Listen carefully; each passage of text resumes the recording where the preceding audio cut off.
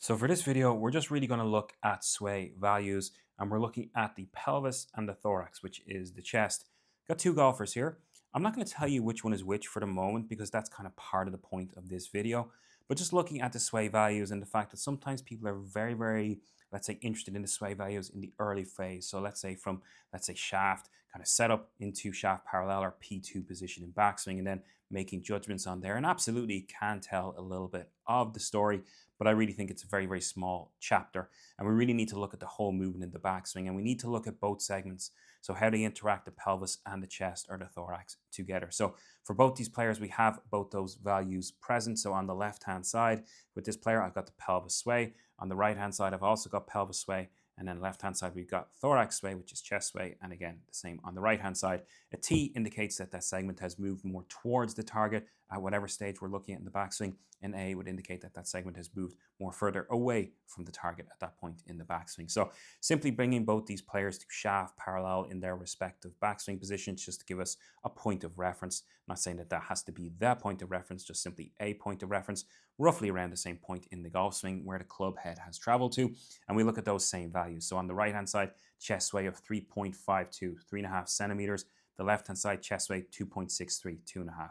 Right-hand side, pelvis sway 3.3. Left-hand side, pelvis sway 2.84. So, overall, if you're looking from a global scale, not a lot of difference. We're talking about centimeters here. Slight difference between maybe the chest, maybe about 1 centimeter. But overall, not a massive difference between where these two players are positioned. In fact, the player on the left-hand side has swayed less early or earlier, less than the player on the right-hand side. So when we look at those two players at that point in time, which one, like taking into account or removing account of the visual appearance of the frames of the golfers, if you're just simply looking at those sway values, you might go for the player on the left-hand side, thinking that that's a more efficient movement because they've swayed less, perhaps. That might be an idea that some people have. And I'm not disagreeing with that. Again, it's context or kind of case study of one. However, in this case, you would be wrong. The player on the right-hand side is actually the pro golfer. The player on the left-hand side is the club golfer.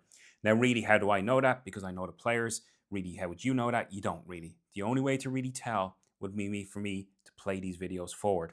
So on the right-hand side, if I continue to video this player on the right-hand side, 3.52 in the chest. So let's just pay attention just to the chest value over here and how it moves throughout the rest of the golf swing. So let's keep moving that chest value.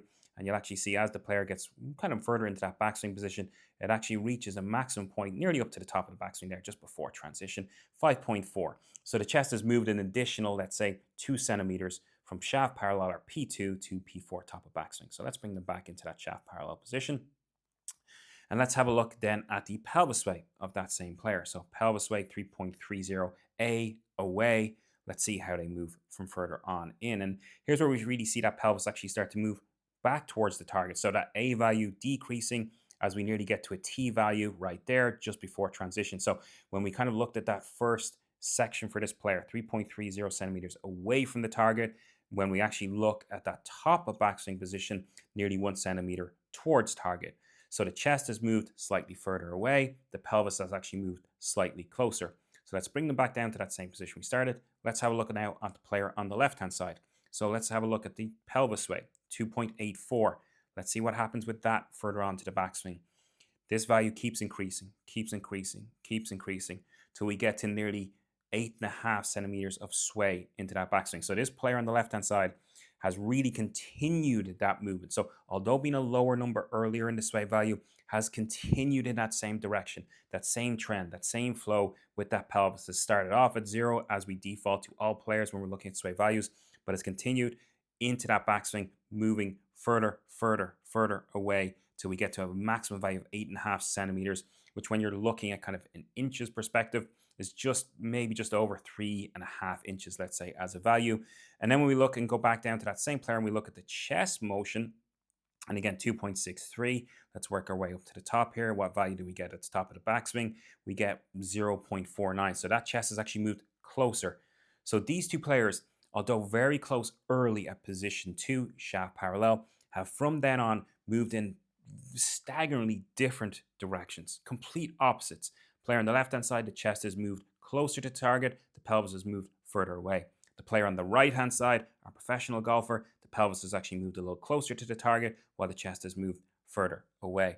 So when we look at these ideas of sway values, it's important to understand to look at the full picture of the whole composite of the backswing, the loading phase as the player moves through, gets maybe stretched, a little bit more challenged in terms of rotation, all these values, all these influences that we could talk about.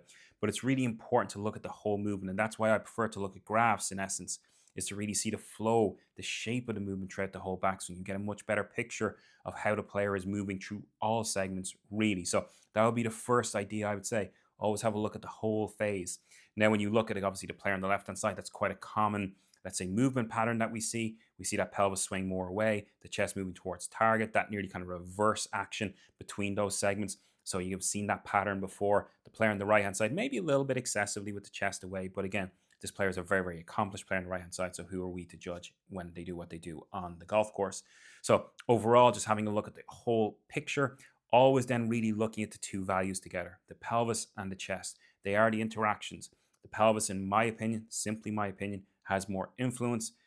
More or less what the pelvis does, the chest has to react to. Okay, so in this case, the pelvis swaying on the player on the left-hand side significantly away will, in most cases, cause a reaction of the chest moving in the opposite direction to maintain balance.